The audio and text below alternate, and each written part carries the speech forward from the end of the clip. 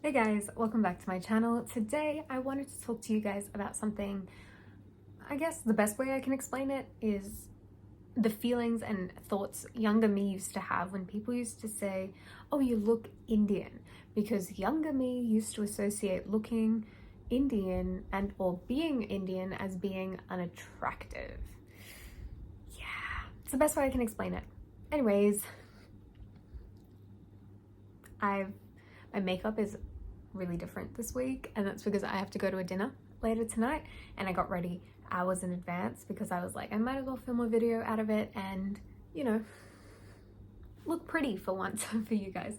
So yeah, I was like, I'll make use of the outfit, make use of the makeup, and film a video for you guys. So that's what I'm doing. Anyways, let's just get on with it.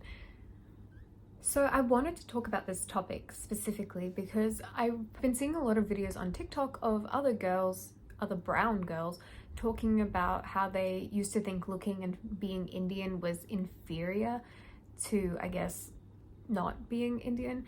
And as I was watching these things, I realized, damn, I had very similar viewpoints when I was younger. Like, younger me, if you said, oh, you're really pretty, where are you from? I would say India, and then if people were to respond like, oh, really? But you don't look Indian. I used to take that as the biggest compliment, like, ever. Because in my brain, being and looking Indian equals being unattractive. And there was nothing greater than looking unattractive when I was younger. Like, in importance, that was like really important to me. I mean, it still is to an extent, but as I've grown up, I've realized that Indian women are some of the most beautiful women in the world. And I don't know why younger me associated being Indian with being unattractive. Well, actually, I do know, but I'm gonna talk about that with you guys in case some of you guys have gone through a similar experience, because especially if you're not living in India, like if you live somewhere else, somewhere like the US or Canada or even here Australia or UK, I mean places where you are a minority, these sorts of thoughts and feelings can happen. And I just wanted to share my experiences, so then if you guys also felt the same way, you'd realize, hey, it's not totally weird to feel that way. Or if you are currently feeling like this, then it might help you, is all I'm trying to say. Younger me, having grown up here in Australia, I moved here when I was 4. So I've pretty much done all of my schooling here, basically brought up here. And a lot of my friends in primary school were mostly white. In high school, it changed and I had a little bit more of a multicultural group. But in primary specifically, I had a lot of white friends, like, you know, light brown to blonde hair, blue, green eyes. And I was definitely, I guess, the outlier, like, because I have really dark, like, I have black hair, I have black eyes. So I was like, I knew I looked different, and I always knew that from a young age, you know. And I guess the media was a huge thing to blame, because the media, especially years ago, would showcase a lot of European beauty standards. For example, if you're watching a movie, the main actress would always be your conventionally attractive, adhering to the European beauty standard type of woman, you know, and she would never look like me. Times are changing now, and obviously nowadays you see a lot more POC showing up on stage and up on, you know, TV shows and movies, and I love that that's happening for the younger generation. But for me, I didn't necessarily have that. For me, I was like, okay, these women were all, you know, none of them looked like me. And that's why I used to watch a lot of Bollywood movies, because I needed to find comfort in somewhere. And I don't know why, even though I watched a lot of Bollywood, I still never, in my brain, associated being Indian with being pretty. Even though I was watching Bollywood movies where these actresses were stunning, I still, in my brain, at like 10 years old, never associated that being Indian was pretty. I really don't know how to explain it to you. I don't know how to explain the thought process, but this is just, you know, as I'm noticing, thoughts that I had. And I think somewhere because I disassociated myself from the actresses, I knew that if I was watching a Bollywood movie, the actresses in front of me were not me, so they could be pretty and they were the pretty Indians, but I was not the pretty Indian. I guess being here, having like a majority like white friend group, they would sometimes say certain things which would make me go, now I realize that it was kind of mean, but younger me was like, oh. Like one of my friends was like, you can't wear black clothes because your hair is black and then it's like too much black. And for a good portion of time, I didn't wear black clothes. And then that same friend told me, oh, you can't wear orange because it's too close to your skin color, so it won't look good on you. And in the moment, I was like, what? But I brushed it off, and now I think back and I'm like, what the fuck? I'm not orange. Warm tones look great on me. Orange, yellows, these sorts of colors, reds sometimes. I don't know, I don't wear a lot of red, crazy. But these sorts of colors look really good on me. They bring out my skin tone really well. So I was kind of confused. And now looking at it, I'm like, that's stupid. And now I don't really pay too much attention as to what people say I should and shouldn't do, especially when it comes to dressing, because I feel like outfits and hair, they are so subjective and you should be able to do whatever you want with it. Like if you want to dye your hair bright purple, you should be allowed to do that. If you want to shave your head, you should be allowed to do that. No one should tell you otherwise. Do whatever you want, you know what I mean? As long as you're not hurting other people, you should be able to do whatever you want. But younger me felt the need to impress and felt the need to fit in a lot of the time. And one of my big insecurities that I used to hate was my nose. Let's be real, I'm still not over the nose thing. Sometimes I see photos of myself and I stare at my nose like, that's what it looks like? And I think it's because I've had subtle comments spoken to me about my nose like throughout my life that I just, never really paid attention to, and I never really cared too much about. A really prominent one that I remember really clearly was on my 20th birthday. I had like all my friends and family there, and I was cutting the cake and I was like super smiley, super happy. And a family friend who was 13 at the time, she looks at me and she's just like, oh, your nose kind of looks like a beak, like a bird beak when you smile, or like kind of like a witch nose. And I was like, huh? What? And it definitely stuck with me. And I mean, even recently I was in a play, like not last weekend, the weekend before, and the background was black, like the backdrop was black, and I have pretty dark hair. It's pretty much black hair. So my face and my facial features really stood out with the bright lights and like the dark hair and the dark background. My face popped, which is a good thing, except a lot of my photos were taken at a profile, and the black, it accentuated my nose, and other people, when they saw those photos, they didn't even bat an eye. They didn't say anything about my nose. But when I looked at the photos, all I could see was my nose, and I was like, oh my God. And I realized it's because I have not grown up with people who have similar nose, like in my friend group, I have not grown up with people who have similar nose shapes to mine. I don't have, like now I'm seeing that big noses and wonky noses are a bit more accepted and people are deeming it an attractive quality. But when I was younger, that was not a thing. And my nose, like when I talk, my nostril, like especially from the side, I've been told my nostril like moves when I talk, and that's fine. I also have like a bump here, and like it's all fine. Like it's my nose. It's fine. It sits on my face and it suits my face. But there are times when I'm like, what the hell? Why did I get this nose? I know why I got it. It's my dad's nose. I have my dad's nose. But still, at times I'm like, why couldn't this bump? I was like, why can't this bump just be straight? And this pointing downwards be a little bit more pointy uppy. You know, and when I was younger, I was like, should I get a nose job? I have a deviated septum, so I was like, should I just get the surgery to straighten my nose, but also at the same time just make it look prettier? But then I realized, no. I realized that if I do well in acting and I make it big, or even if I do well in YouTube and I have people who look up to me, I don't want to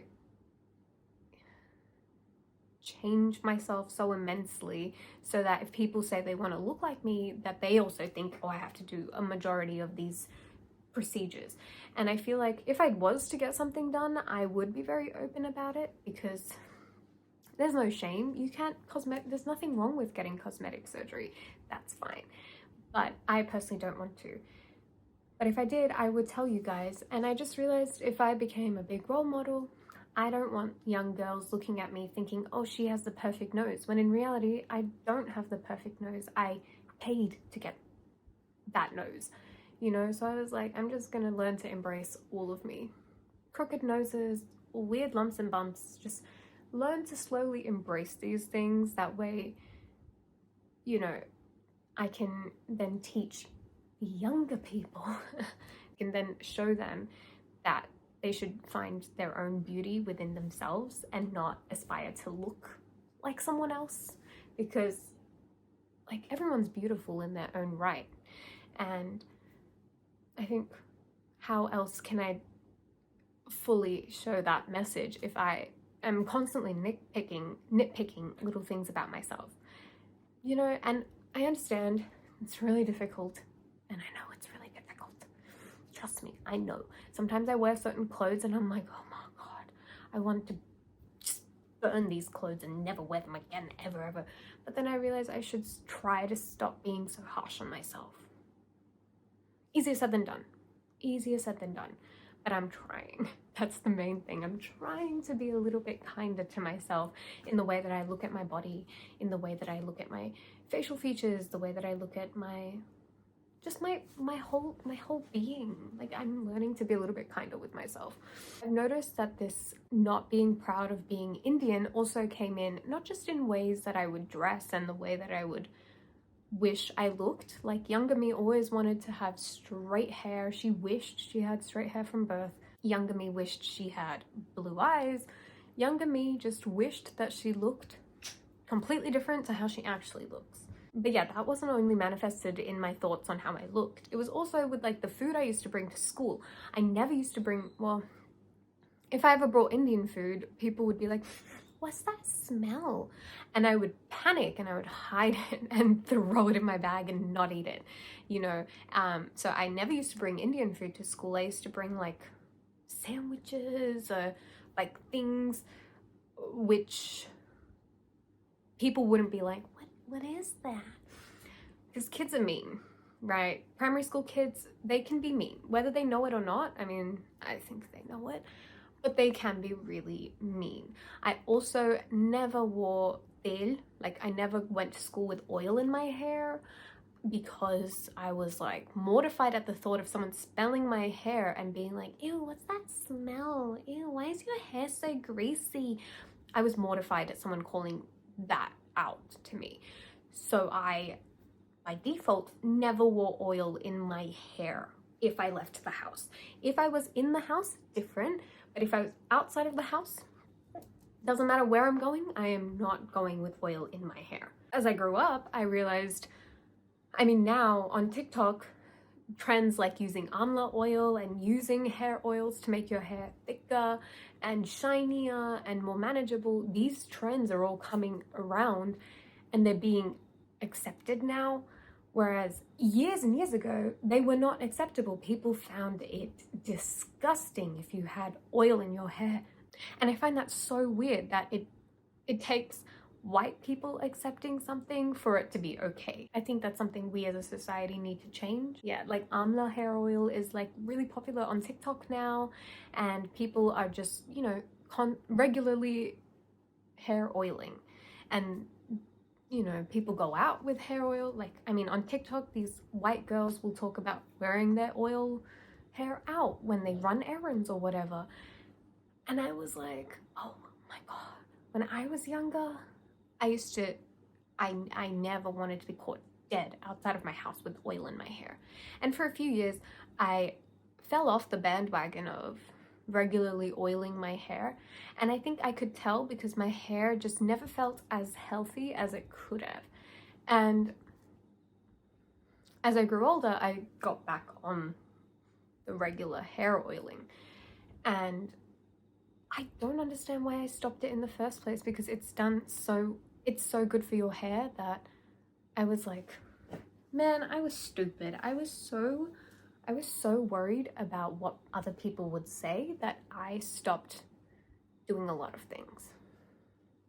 And as I grew up, I started to bring more like Indian food to lunch, because I was able to, I guess, explain what's in my lunchbox a lot better than I could when I was younger.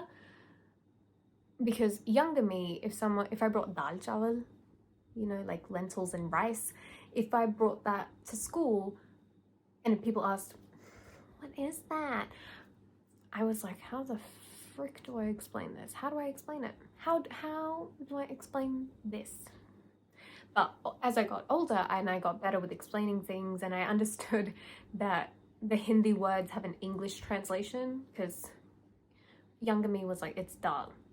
There's nothing to it. It's literally dal and rice. What's dal? I don't know. You figure it out. But older me was like, okay, dal is lentils. Lentils is dal. Same thing. So I was able to use, like, I guess, the proper words to explain it. So I was less ashamed in explaining things because I knew how to explain it. I guess the other thing that really made me want to make this video is because I feel like nowadays, now that I've grown up and I accept myself for my culture, I love my culture, and I don't take it as an insult if someone's like, oh, you look Indian. Younger me would have, but older me is like, okay, it doesn't bother me. Like, I know I'm Indian, thank you. Duh. I've noticed recently that there are still a lot of girls who are in that I feel ashamed to be Indian phase. Whether they know it or not, I know that they're in that phase because I was like that when I was in my ashamed of being Indian phase. You know, and these are like girls who are like my age, a little bit younger than me. Like, they're not how old I was when I went through my ashamed of being Indian phase, which was, I guess, mostly through like my school days, like when I was in primary school to like high school as well. Like, I think I've really truly stopped giving a fuck when I entered like uni when I was like 19. Primary school, high school, I used to be really ashamed, especially when I went out with friends, like my high school group. Like, there was a group who I hung out with. I don't really talk to them much now, but I used to hang out with them, and they used to love going like clubbing and having parties and this and that. And I used to realize that none of the boys would ever approach me. They would only ever approach the girls I was with. And I used to blame that on the fact that I was Indian. I was like, my friends aren't Indian. They're only approaching my friends who are not Indian. They're not approaching me. Why? Because I'm Indian, therefore I'm unattractive. And this was like prior to coming out, like years before I came out. And at that point, I just sought validation in wherever I could find it. And the fact that these guys at this party or at this club, wherever the heck I was at, didn't approach me was like a hit to my self-esteem. I was like, oh my god, oh my god, I'm ugly. That's like what I used to think. Crazy. But yes, I'm realizing that there are still girls who feel like that, who are much older than I was when I feel like this, when I felt like that. And I realize it through their actions. Like, I know a few girls who never watch Bollywood movies, they never listen to Bollywood music, and I was like, why? And they were like, oh, because I like, you know, English music. I'm more of like an R&B person. And that's cool, but you never listen to Bollywood? That's crazy.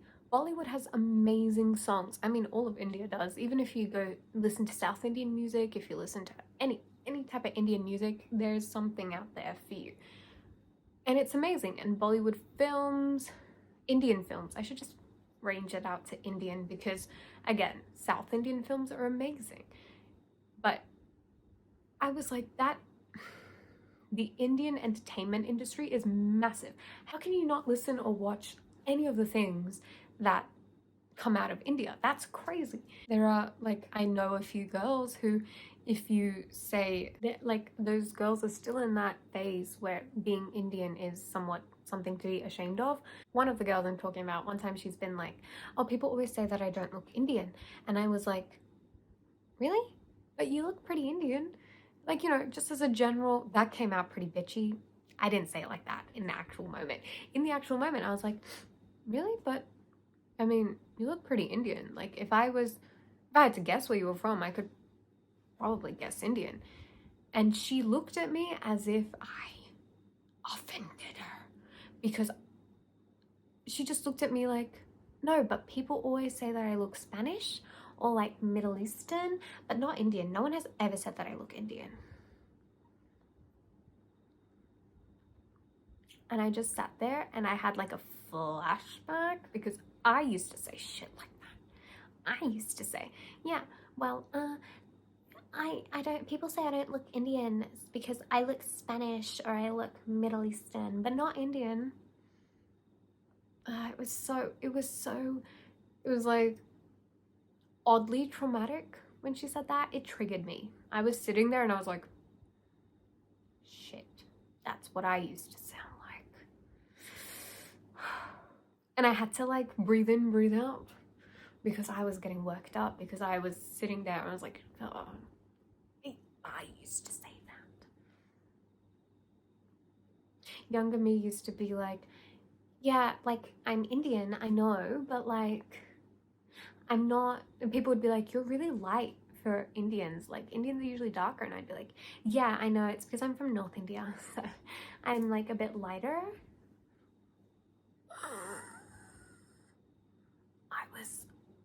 I was ridiculous when I was younger. Ridiculous. And again, I look at it now and I'm like, what the fuck? Why did I act like that? And that's why when I see girls who are going through that phase right now, I literally cannot hang around them for longer than 5 seconds. I cannot, because it just throws me back to that time when I was like that, and I don't like that like I don't want that reality check over and over every time I hang out with you. You know, like I have accepted my childhood. I know how I was. I'm self-aware. You know, I know what I did, how I acted around certain people. I know how I used to feel when I was younger. I don't need a reality check every single time I talk to you. So that's why I don't talk to those girls a lot, because I don't really want to be transported to that point in time when I was like ashamed of being Indian. I don't necessarily want that every single time I talk to you. Once I stopped caring so much about what other people will think, I got so much more confident and comfortable in clothes. And I don't know, but looking and feeling comfortable in clothes is such a big deal. Like I can't walk out of the house if I don't like what I'm wearing to some extent. You know, like I need to be comfortable. I need to feel pretty to myself before I walk out of the house. And a lot of times I've accepted like my bare face, which took a while, but because I had like really bad acne when I was a bit younger. So I had like cystic acne all over my cheeks, and it was really painful to sleep on my side because of my acne. And I ended up going on medication for that. And once it all cleared up, I would still put on makeup and stuff because I was so used to covering my acne that once it disappeared, it took me a while to understand that my acne was gone. I still get the odd pimple here and there, but nothing crazy. And I finally got into a stage where I'm comfortable in my bare face, so I know that even if I'm not wearing makeup, I know that I still feel pretty and I can walk out, no problems. Same with like my hair. I've accepted my hair in its natural state. I've tried to, now that I've cut it, it's a bit of a different story. But when it was longer, I knew how to take care of my hair and how to accentuate its natural, just whatever it does. It's like not really curly, kind of wavy, kind of just it's like in between that wavy curly thing. But right now, ever since I cut my hair, it's like, it's not, there's like no texture in my hair. And that's the other reason why I regret the chop, because my curls are gone. Like, if you look back to my video where I was talking about, I think the video is called Do I Want Them? If you look back at that video, I have beautiful hair. If you look at my coming out video called I Have to Tell You Something, I'm pretty sure that's what it's called.